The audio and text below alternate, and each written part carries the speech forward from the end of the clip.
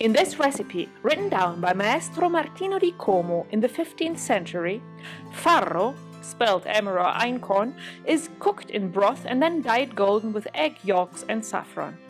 The sentence, "add good spices," leaves room for variation.